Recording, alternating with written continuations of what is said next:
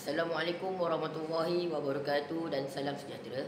Yang dihormati Tuan Pengerusi Majlis, para guru yang saya muliakan serta rakan-rakan yang saya kasihi sekalian. Bersyukur kita ke hadrat Ilahi kerana dengan limpah kurnianya kita dapat berkumpul dalam majlis ilmu pada hari ini. Tajuk syarahan saya pada pagi yang mulia ini ialah kesejahteraan sejagat bermula dari diri.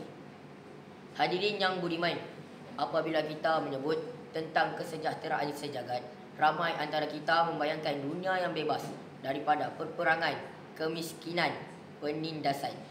Tidak salah tanggapan itu.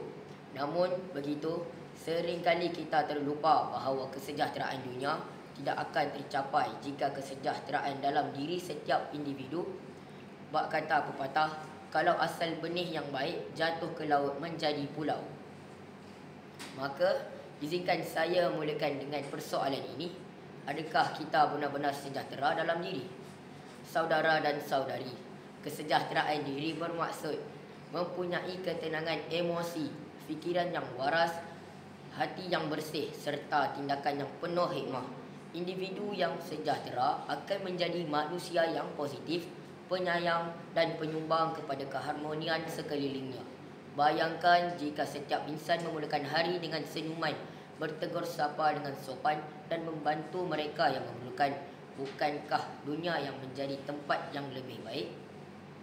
Kita ambil contoh tokoh-tokoh kemanusiaan seperti Abdul Sattar Edi dari Pakistan dan Mother Teresa dari India.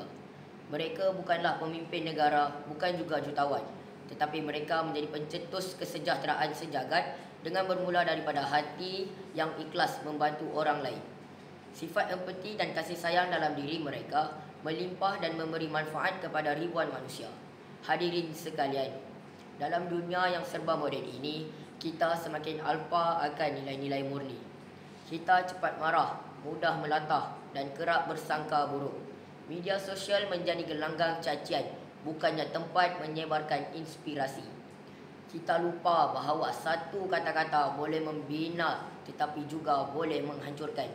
Maka di sinilah letaknya peranan kita untuk kembali menilai dan memperbaiki diri. Kita mesti menanam nilai sabar, hormat, jujur dan kasih sayang dalam kehidupan seharian. Saya ingin berkongsi sebuah kisah kecil tetapi bermakna. Seorang pelajar sekolah rendah di Jepun setiap hari akan membawa sapu tangan ke sekolah, bukan untuk dirinya tetapi untuk mengelak meja rakannya yang cacat penglihatan. Tindakan kecil ini bukan sahaja memberi keselesaan kepada rakannya, malah menyentuh hati seluruh sekolah. Inilah contoh kesejahteraan yang bermula dari diri menjalar menjadi kasih sejagat. Tuan-tuan dan puan-puan, untuk mencapai kesejahteraan sejagat, kita tidak perlukan kuasa besar, tidak juga perlu menunggu arahan dari pemimpin dunia. Apa yang kita perlukan ialah kesedaran dan tindakan.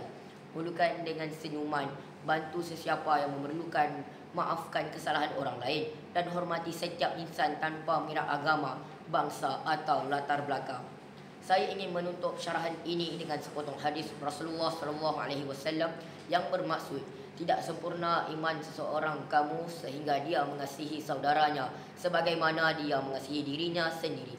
Riwayat Al-Bukhari dan Muslim. Marilah kita menjadi manusia yang menyebarkan kesejahteraan bermula dari hati, menjadikan dunia ini bukan sahaja tempat untuk hidup tetapi untuk mencintai dan dicintai. Sekian, terima kasih.